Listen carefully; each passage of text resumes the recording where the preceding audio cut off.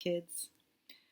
Here we are again, another 2 chapters of Edward Tulane, The Miraculous Journey. So in chapter 11, I had another little problem yesterday uploading the video. So I didn't put these words on the description, only on the YouTube channel.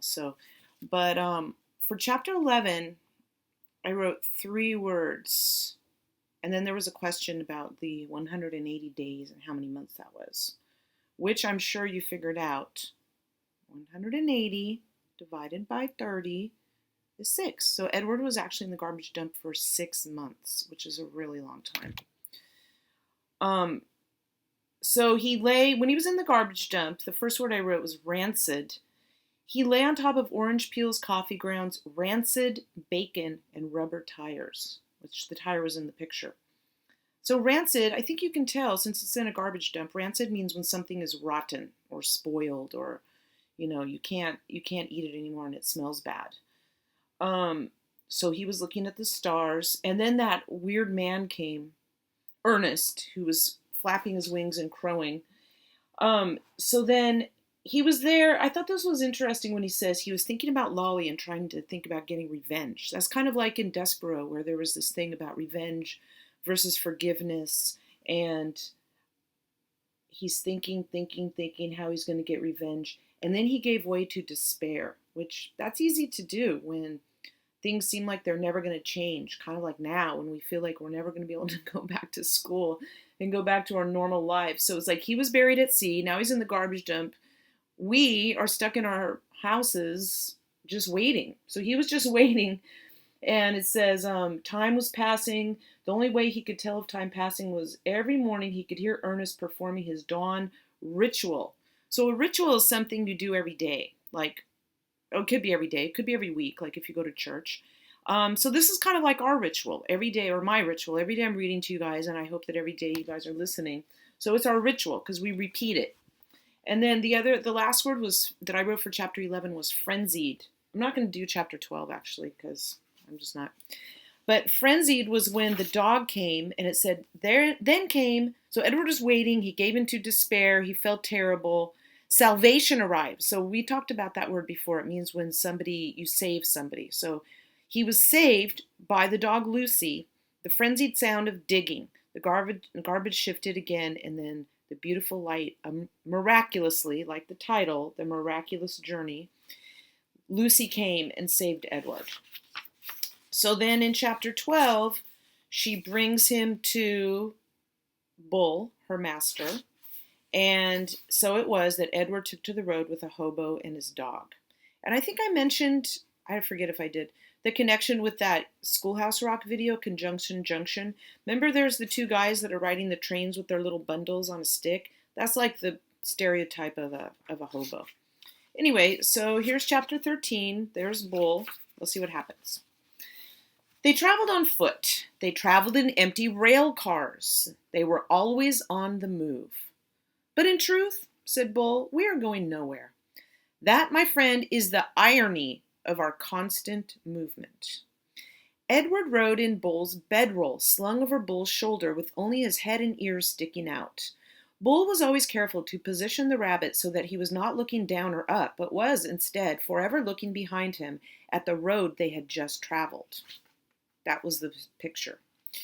At night they slept on the ground under the stars. Lucy, after her initial disappointment about Edward being unfit for consumption, that means they couldn't eat him, took a liking to him and slept curled up beside him. Sometimes she even rested her muzzle on his china stomach, and then the noises she made in her sleep, whimpering and growling and chuffing, resonated inside Edward's body. To his surprise, he began to feel a deep tenderness for the dog. During the night, when Bull and Lucy slept, Edward, with his ever-open eyes, stared up at the constellations. He said their names, and then he said the names of the people who loved him. He started with Abilene, and then went to Nellie and Lawrence, and from there to Bull and Lucy, and then he ended up again with Abilene. Abilene, Nellie, Lawrence, Bull, Lucy, Abilene. See, Edward told Pellegrina, I am not like the princess. I know about love. There were times, too, when Bull and Lucy gathered around a campfire with other tramps. Bull was a good storyteller and an even better singer. "Sing for us, Bull!" the men shouted. Bull sat with Lucy leaning against his leg, and Edward balanced on his right knee, and he sang from somewhere deep inside himself. Just as Edward could feel Lucy's whimpers and growls resonate through his body at night, he could also feel the deep, sad sound of Bull's songs move through him. Edward loved it when Bull sang. So I'm going to show you the picture. So here's Edward sitting. He's still wearing a dress, and Bull's singing around the campfire. And he was grateful to Bull, too, for sensing that a dress was not the right kind of clothing for Edward. "Malone," said Bull one night, "it's not my desire to offend you or to comment negatively on your choice of garb," his clothes, "but I'm forced to tell you that you stick out like a sore thumb in that princess dress. And also, again, with no wish to offend you, that dress has seen better days." Nellie's beautiful dress had not fared well at the dump, or in its subsequent ramblings with Bull and Lucy. It was so torn and dirty and full of holes that it barely resembled a dress anymore. "I have a solution," said Bull, "and I hope that it meets with your approval." He took his own knit stocking cap and cut a big hole in the top of it, and then 2 small holes on the side of it, and then he took off Edward's dress. "Look away, Lucy," he said to the dog. "Let's not embarrass Malone by staring at his nakedness." Bull slid the hat over Edward's head and pulled it down and poked his arms through the smaller holes. "There you go," he said to Edward. "Now you just need some pants." The pants Bull made himself, cutting up several red handkerchiefs and sewing them together so that they formed a makeshift covering for Edward's long legs. "Now you have the proper outlaw look," said Bull, standing back to admire his work. "Now you look like a rabbit on the run." And there, I'm going to try and there. You can see the shirt. That's pretty creative what he did. The shirt used to be a hat, so he cut holes in it and made it. I mean, I could picture you guys doing something cool like that. And then he made the pants out of, I think they're like those red bandanas that now some people are wearing outside. Chapter 14. At first, the others thought that Edward was a great good joke. "A rabbit," the hobos said, laughing. "Let's chop him up and put him in the stew pot." Or when Bull sat with Edward carefully balanced on his knee, one of them would call out, "Hey, got yourself a little dolly, Bull?" Edward, of course, felt a surge of anger at being referred to as a dolly. But Bull never got angry. He simply sat with Edward on his knee and said nothing. Soon the men became accustomed to Edward, and word of his existence spread. So it was that when Bull and Lucy stepped up to a campfire in another town, another state, another place entirely, the men knew Edward and were glad to see him. "Malone!" they shouted in unison, all together.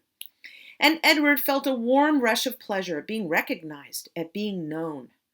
Whatever it was that had begun in Nellie's kitchen, Edward's new and strange ability to sit very still and concentrate the whole of his being on the stories of another became invaluable around the hobo campfire.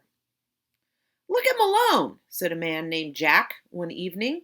"He's listening to every dang word." "Certainly," said Bull. "Of course he is." Later that night, Jack came and sat next to Bull and asked if he could borrow the rabbit. Bull handed Edward over, and Jack sat with Edward upon his knee. He whispered in Edward's ear. "Helen," Jack said, "and Jack Jr., and Taffy, she's the baby. Those are my kids' names. They're all in North Carolina. You ever been to North Carolina? It's a pretty state. That's where they are. Helen, Jack Jr., Taffy. You remember their names, okay, Malone?" After this, wherever Bull and Lucy and Edward went, some tramp would take Edward aside and whisper the names of his children in Edward's ear. Betty, Ted, Nancy, William, Jimmy, Eileen, Skipper, Faith. Edward knew what it was like to say over and over the names of those you had left behind. He knew what it was like to miss someone. And so he listened. And in his listening, his heart opened wide and then wider still. The rabbit stayed lost with Lucy and Bull for a long time. Almost 7 years passed, and in that time, Edward became an excellent tramp. Happy to be on the road, restless when he was still, the sound of the wheels on the train tracks became a music that soothed him. He could have ridden the rails forever. But one night, in a railroad yard in Memphis, as Bull and Lucy slept in an empty freight car and Edward kept watch, trouble arrived. A man entered the freight car and shone a flashlight in Bull's face and then kicked him awake. "You bum!" he said. "You dirty bum! I'm sick of you guys sleeping everywhere. This ain't no motel." Bull sat up slowly. Lucy started to bark. "Shut up!" said the man. He delivered a swift kick to Lucy's side that made her yelp in surprise. All his life, Edward had known what he was. A rabbit made of china. A rabbit with bendable arms and legs and ears. He was bendable, though, only if he was in the hands of another.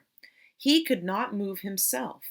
And he had never regretted this more deeply than he did that night, when he and Bull and Lucy were discovered in the empty rail car. Edward wanted to be able to defend Lucy, but he could do nothing. He could only lie there and wait. "Say something," said the man to Bull.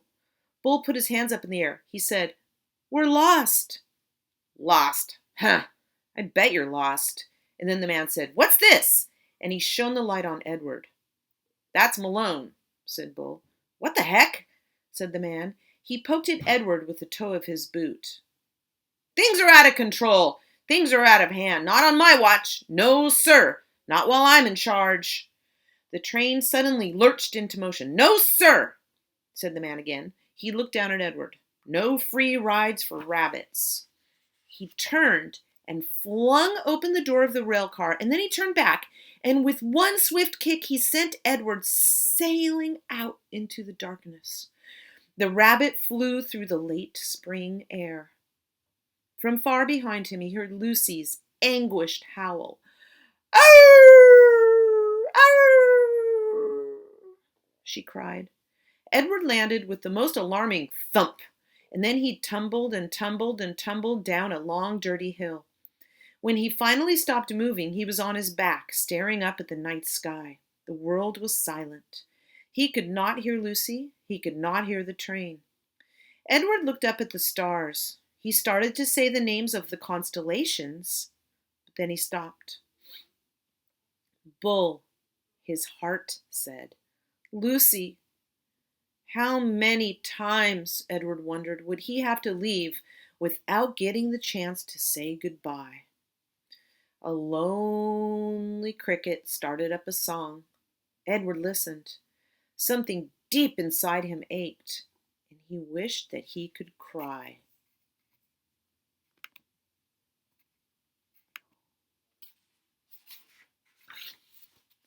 And that is the end of chapter 14. I hope it worked because that Adobe Flash message interrupt. That was really sad. So a lonely cricket, here's the start of the next chapter, 15, has a lonely bird, which we often see in our city. It could be a crow. It could be a raven. So I thought the part of this chapter that was interesting was when all the other tramps would come up and whisper the names of the people that they had left behind in his ear, like it was helping them to repeat the names of their family members while they're on the road, going from town to town looking for work. And also the scene with the man that came I think the man that came on the train car was some kind of a security guard or a police or somebody, because they used to do that in these days of the Great Depression. They would go on the train cars and harass the people that were riding on them. Anyway, well, we'll talk later today, and I hope you listen to the chapter, make comments, and turn in. Apparently it's possible.